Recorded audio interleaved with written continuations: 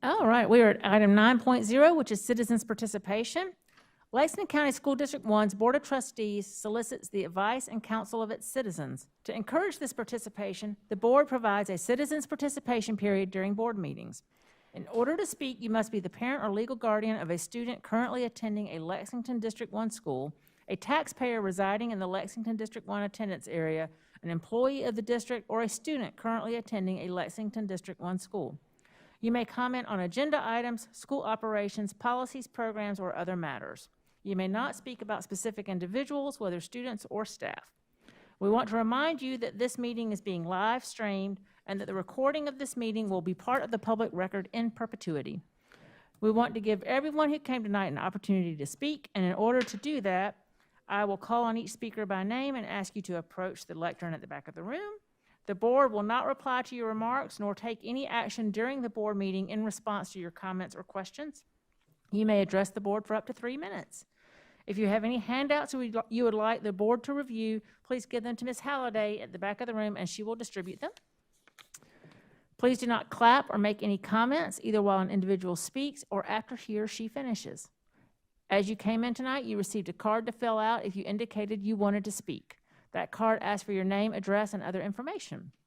However, I will read only your name, the town you reside in, and the name of the schools your children attend when it is your turn to speak. Of course, if you are unable to attend the evening or are uncomfortable addressing the board in person, you may reach out to the board by email, telephone, mail, and our contact information is available on the Lexington One website. We welcome all messages. All right. First, we have Ms. Catherine Carter-Jeffcoat, and she lives in Lexington, and she is going to speak about the board. The bond, sorry, my handwriting is awful. So 2 months ago, I emailed this board informing them of my interest in the bond referendum process. Based on the limited information provided to me by the district, I outlined in detail how it was practically impossible for the public to be fully informed on the projects and associated costs of the referendum. I had several questions, but only received a reply from one board member. I asked if anyone could provide me information about the scope of work done at each school that is funded through the bond referendum versus work completed at the schools through other funding sources. I asked for all the documentation that would show precisely what work our bond referendum funds were covering. Based on the information provided to you, the board, I asked how you could possibly know where there wasn't money remaining at some of our referendum projects before you voted to approve more bonds at the August meeting to fund facility needs. Again, no reply, even a confirmation of receipt from my email from 6 of you. Further, I asked why your policy FEBE was not being followed. Board members should be voting on construction specs, specific information like space requirements needed, layouts, mechanical features, equipment, budget factors. These are to be provided to the architect, but they haven't been provided to the board. When did this board decide, excuse me, I lost my place, that they are not involved in school construction? A few months ago, a board member specifically requested information for the bond referendum, but Chairwoman Green said the board shouldn't be involved in the construction. She listed the reasons, and during the discussion over the budget increase for the transportation facility, Ms. Green stated, quote, "We are not tasked with approving the specs, just the budget," end quote. This statement is not in line with policy. It's apparent that the board is satisfied with simply receiving a few photos during a monthly meeting and a one-page budget report for a $365 million bond referendum, which the budget report isn't presented during a board meeting and is not posted publicly for the district, for the community to stay informed. Despite my repeated attempts for concrete information, I've been told that the district's building plan website is the way in which I am to stay up to date on the progress of the bond referendum. However, this site only provides anticipated start dates, no real documentation, one before and after photo for a number of projects at the school, and zero financial information.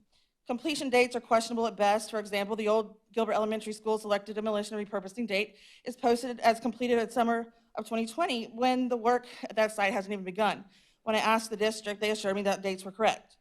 The district needs more oversight. The public deserves more transparency from the district with precise documents, actual documents, original documents, and budget breakdowns. Wherever public information is required, or is requested, I am told that I have to submit a FOIA Freedom of Information request. The district is not required to make members of the public submit FOIA requests for documents. Some districts and other state agencies provide the information when asked, and most times without delay or cost.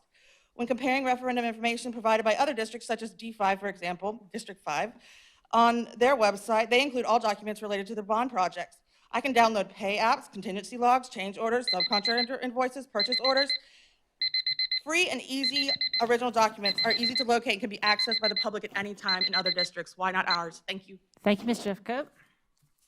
Next, we have John Beatty. Mr. Beatty lives in Lexington and has a student that attends Deerfield. Hello. Throughout the past year, we've used the taxpayer-funded lunch program in various ways. We've either been using an all-school lunch or a mix, depending on our daughter's, liking of it.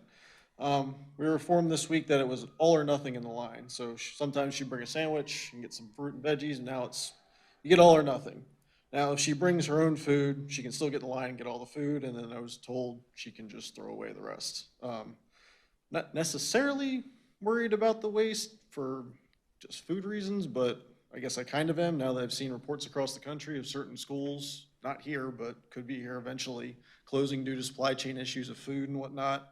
I mean, that and it's just taxpayer dollars, so I just wanted to bring it up, especially since it happened this week, that I was told it came down from the USDA because that's where the funding comes from, but we all need money, we all need food. I really think there needs to be some sort of pushback against these insane regulations of, yeah, we're gonna give you money, but we're gonna force you to waste food or anything else. It's just wasteful. So I'm just asking the board, when things like this come down, they're brought to your attention, please do what needs to be done to push back to maximize taxpayer dollars and the effectiveness of our district.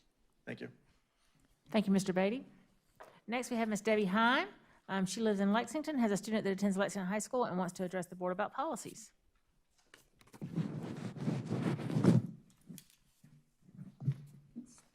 Like a recurring theme about things just not being used well at this district. Good evening. I believe the mass quarantine policies in this district need to be dealt with properly by having board policy. Students are being harmed and rights are being violated.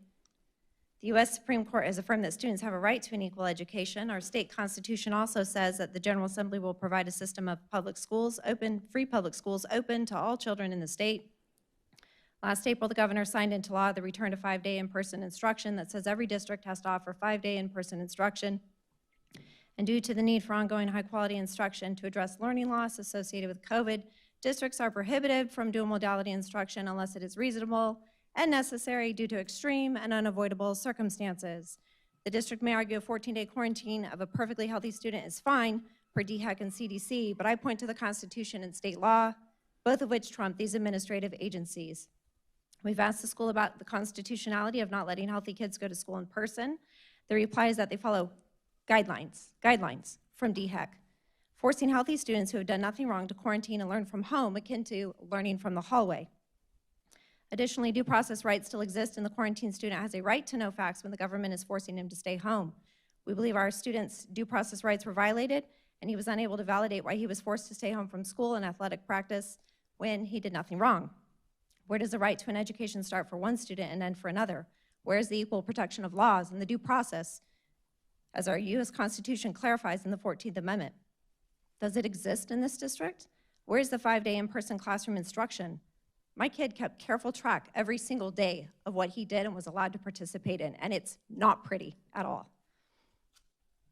This district recognizes state law prohibiting mandating masks this year, but how is it still missing the mark on something so basic and foundational to a student's success? Did you know the student handbook recognizes and upholds the right for students with communicable diseases to attend school in person? Did you know that? DHEC first published their guidelines for K-12 schools on July 29th this year. They've already updated 5 times. The definition of a close contact just changed again last week. Why do we even follow this? Do the experts even know what they're doing? It's been a long time. Where are the studies to back this up? The only measurable results we have is our district average of a 10-point loss in scholastic scores, which Dr. Phillips said in a meeting recently could take up to 7 years to gain back. District 5 didn't fail like that. They've kept way fewer students home. Okay, when we went to our child's school, nothing in writing was provided.